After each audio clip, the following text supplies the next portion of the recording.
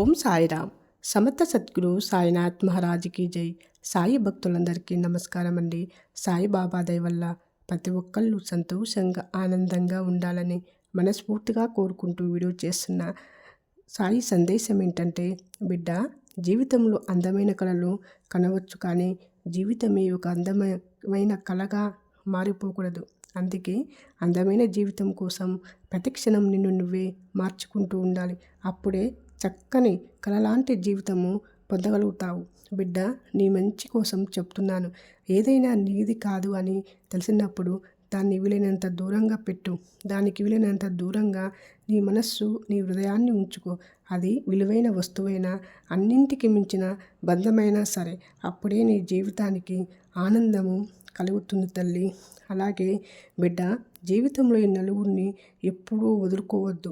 నువ్వు గెలిచినప్పుడు మెచ్చుకుంటూ, ఓడిపోయినప్పుడు భుజం తట్టే నా అనే నలుగురు లేనప్పుడు ఎంత సంపాదించినా లేక పోగొట్టుకున్న మనస్సుకు ఎటువంటి తేడా ఉండదు. బిడ్డ, ఈ విషయము ఎప్పుడూ మర్చిపోవద్దు. ఈ ప్రపంచంలో ఎంతో విలువైనది ప్రేమ. ప్రేమతో మచ్చిక చేసుకుంటే క్రూర మృగాలు సైతము ప్రాణం పెట్టేంతగా ప్రేమ చూపిస్తాయి. కానీ కొన్ని బంధాలు నువ్వు ఎంత ప్రేమ చూపించినా దాన్ని నటనగా భావించి నీపై విషము చిమ్ముతారు. జాగ్రత్త బిడ్డ. ఒకరు మన వ్యక్తిగతం గురించి వేలెత్తి చూపిస్తుంటారు.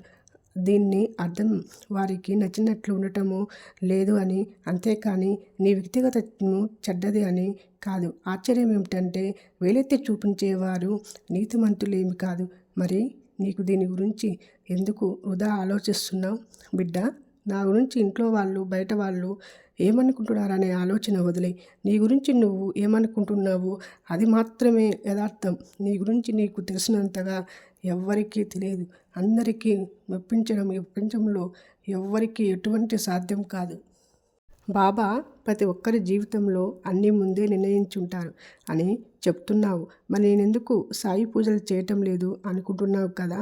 భగవంతుడు కరుణామయుడు. నీ రాతలో లేని వాటిని కూడా నువ్వు అడిగితే ఇద్దామనుకుంటాడు. బిడ్డ, మంచి రోజులు మొదలవుతున్నాయి. నీ పనుల్లో ఆటంకాలు పోయి అనుకున్నట్లు జరుగుతాయి.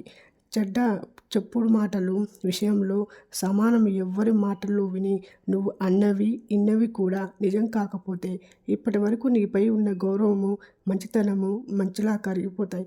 తర్వాత ఎంత బాధపడాల్సిన ప్రయోజనము శూన్యం. అందుకే మాట్లాడేటప్పుడు తొందరపడకు. బిడ్డ, నేను ఎంత చెప్పినా నువ్వు చేసే తప్పేంటో తెలుసా? నువ్వంటే అభిమానం, ప్రేమ, లెక్కలేనితనంలో ఉన్నవారిని ప్రాణం కన్నా ఎక్కువగా నువ్వు ప్రేమించడమే నీ దుఃఖానికి కారణము. ఇదే కాదంటావా? బిడ్డ, నీ కళ్ళను ఎప్పుడు కన్నీళ్ళతో నింపొద్దు.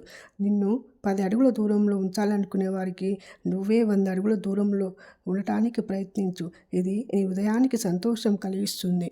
ఓం సాయిరామ్.